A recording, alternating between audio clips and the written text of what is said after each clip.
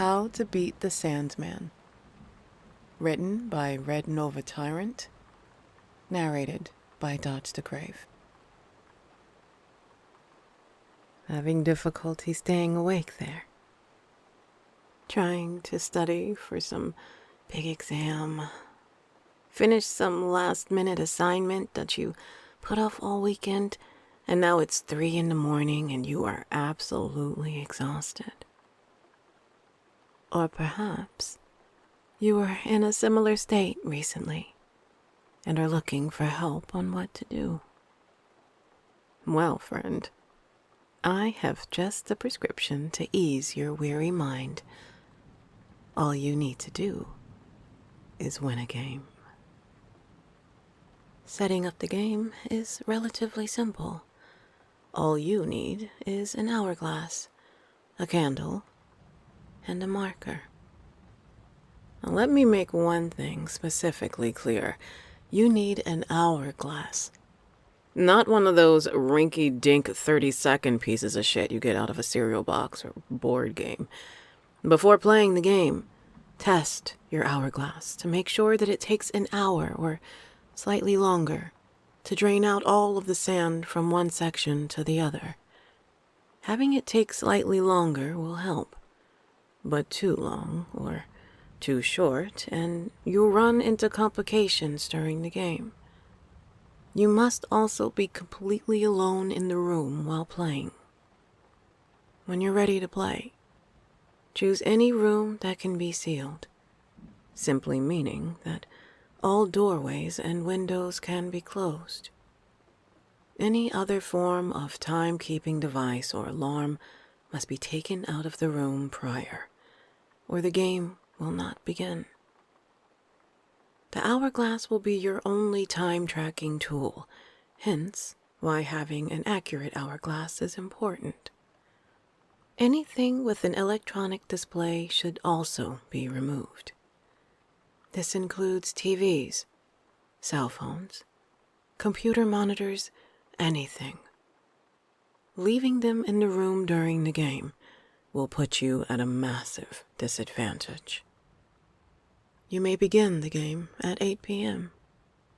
Make sure the room is sealed, drawing the curtains to block any outside light. Then, draw a simplistic hourglass shape on the back of one of your hands. Make sure to remember well which hand it was, since you'll most likely be in the dark for this game. Take the candle and light it. Then, turn off the lights and sit down on the floor with the 3 previously mentioned objects close together. And flip the hourglass so the sand begins to fall into an empty half. The only source of light should be your candle. Now, yell something along the lines of, "I'm not tired, and I refuse to go to sleep." Close your eyes to the count of 10. 1, 2, 3, 4, 5, 6, 7, 8, 9, 10. And open them again. You won't be entirely sure, but somewhere in the room you'll think you can see the shadowy outline of a man. You have now begun the game. And your opponent is none other than the master of sleep himself, the SANDMAN. Do not provoke him. And don't speak to him either. You've challenged him, and in a way insulted him about his profession, so he's not in the best of moods, to say the least. Now comes the game. Your task is to stay awake as long as possible, to a maximum of 8 hours, which will take you to 4 a.m. Every hour, you must flip the hourglass to reset it and keep the game going. Each time you flip the hourglass, you may take the marker and draw a tally mark on your arm. The specifics of which arm you mark will be explained later. And don't think you can just flip the hourglass 8 times really quickly, or just draw 8 lines on your arm. The hour needs to pass in order for the magic to work. If you fail to flip the hourglass before the very last grain of sand falls, or should you succumb to sleep, you lose. During this time, the Sandman will be deploying as many tricks as possible to get you to fall asleep, or to give in. See, the bottom half of your hourglass, at any time, represents his power. The more sand in it, the stronger his influence will be. Almost immediately upon starting, you'll begin to feel drowsy. This is merely his presence. If you can't last against this, stop playing immediately. During the first hour, he won't do a lot. He may walk around the room, but he won't touch you or speak to you. Even if you try to talk to the being, which is something you should really avoid doing, there will be no response. Also, don't move from your spot to approach him. The closer you get, the more drowsy you will become. And if you're not near your candle, he may put it out so you can go to sleep. Do not distract yourself during this time. You may easily lose track of time and forget to flip the hourglass on time. The Sandman can also skew your perception of how much time has passed, but he cannot affect the hourglass. So keeping your focus on that is your best chance of winning. Side note, if you try to leave the room, you will find that the doors are all locked, and the windows reveal nothing but an unyielding darkness as far as you can see. After you pass the first hour, the Sandman may scoff, but will continue to stay in the room. Now, he will begin to pull more from his bag of tricks. He's seen that you're going to be a hard one to put down. The sounds of music boxes and harps may be heard, at first from a distance, but will slowly grow to a level that will be audible and comforting. Resist the urge to close your eyes and listen. Your body will grow weary as you approach hour 2 or 3, depending on how the Sandman is feeling that night. Around this point, he will begin speaking to you in many voices. The soft voice of a young girl, the wise cackling laugh of a grandparent, or perhaps even in the ever-loving, recognizable words of your own mother. They will try to congratulate you on surviving for so long with the Sandman, for braving sleepless days and nights to win this game. Whispers of lullabies and nursery rhymes will fill your head, but you know better. Say nothing and ignore the voices. No matter how real they may seem, don't listen to them. Do not go to sleep.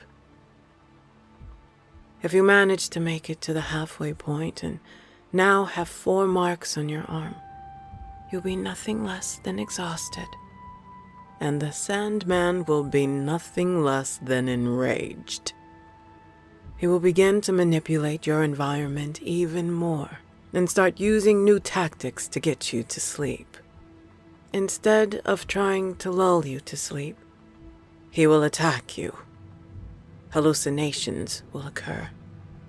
You'll see horrifying images of the dead hanging from the ceiling, flashed by a spotlight of unknown origin. The room may start to close in and then stretch out and close in again and stretch back out. A whisper in your ear will turn into shouting in your face from an invisible source. Already weakened and sleep-deprived, your remaining energy will be drained in bursts from his terrors. You may have sudden adrenaline rushes, sure, but the Sandman is clever. He'll time them so that you can't just survive the next hour by simply being anxious. He'll wait until your emotional state has fallen just another level lower, and then bam! 2 rotted feet dangling in front of your face. You can scream all you want. You can beg for him to stop, but this will only use up more of your ability to function. At the 6-hour mark, the hallucinations will shift between horror and comfort, while the Sandman will begin to pick your brain and find out what nightmares caused you to come to a cold sweat many a night. Others will coax you towards slumber, claiming that you've put up with enough and that you deserve your rest. A warm bed to tuck yourself into, a pillow made from the softest of furs and feathers. The harps and music boxes will start to overload your sense of hearing. In your state, you may welcome the chance to sleep. But snap out of it. Have you been watching the hourglass? Make sure his terrors aren't distracting you. This is why you don't talk to the Sandman. For every tiny detail about yourself you give him, he will use against you here. This is also the part where electronic displays can become a massive problem. They will turn on, regardless of whether they are powered or not. And should you gaze upon their mystifying image for too long, your eyelids will droop and your body will collapse onto the floor. If you had just turned the screens away, the Sandman might use some muscle and turn it back towards you, so you can get a better view. The curtains may be open to a brilliant dawn, or a clear blue sky. But the only truths in this room are your arm and the hourglass. Unless you have 8 marks, this game is not over. Use any ounce of strength you have to flip that hourglass. Now, an immense chore from the Sandman's influence. Scrawl a line down your arm with the marker. Even if it looks like you're taking a knife and slashing your own arm open. During the final hour, the Sandman will begin to address you directly, asking you questions that appear to be simple, but as you are, you can't even remember what 2 + 2 equals. A question is the hardest thing to get out of your head, so don't let it get in. Cover your ears and just watch the hourglass. Keep those eyes open. Don't fall asleep. If the question gets in your head, you'll start to think about it, adding more stress and draining you of what little mental will you have left. It might become hard to breathe, as if someone is squeezing your lungs, or the air is dense and hard to take. The Sandman will also get physical, grabbing you and throwing you across the room, leaving you to crawl back to the hourglass before time is up. If you catch a glimpse of his face, it may be enough of a nightmare to haunt you and keep your eyes from shutting. There will be no distinguishable facial features, save 2 bloody eyes. The lids torn from the sockets, endlessly staring. If you can't take it anymore at any point, before the 8th hour is completed, just take the hourglass and break it with all your might. Both sections must be broken for the game to end. For your sake, I hope it was made of glass. Anyone who has made it to the 7th hour mark has never had the strength to successfully break it, or either carried on or surrendered to their dreams. You will not receive a reward for ending the game this way, save the mercy of avoiding the Sandman's wrath. If you do make it to the end of the 8th hour without falling asleep, you will not need to flip the hourglass again. Simply make the 8th mark on your arm and close your eyes. Though you ended the game, you cannot sleep just yet. There's one final task remaining. All you must do is wait for the Sandman to collect the hourglass and say, "You're all grown up now. Sleep when you wish." Open your eyes and find that the hourglass is gone and the candle put out. Now you may collapse in slumber, a 12-hour slumber to be precise. The game puts a heavy strain on your mind and body, so recovery is necessary. But it's the last sleep you'll ever need, or at least to that length, because once you've fully recovered, you will be able to stay awake for an extra hour for each tally on your marked arm. Depending on your normal sleep schedule, this may mean you only need a small nap, maybe an hour or 2 at most. But for some, you'll never have to lie down again. Sure, you will have the ability to do so if you want to. You can even still dream.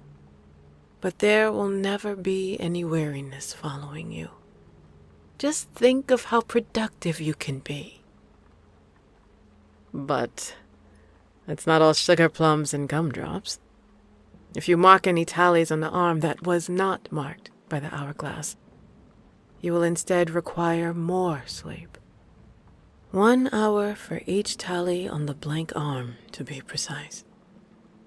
You will require more rest to be able to even function throughout your day.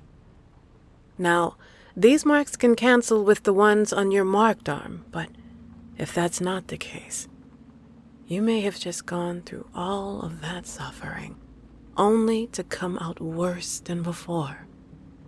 And what with your delirious state throughout the game, it's unlikely for the average individual to come out with all their tallies on the marked arm.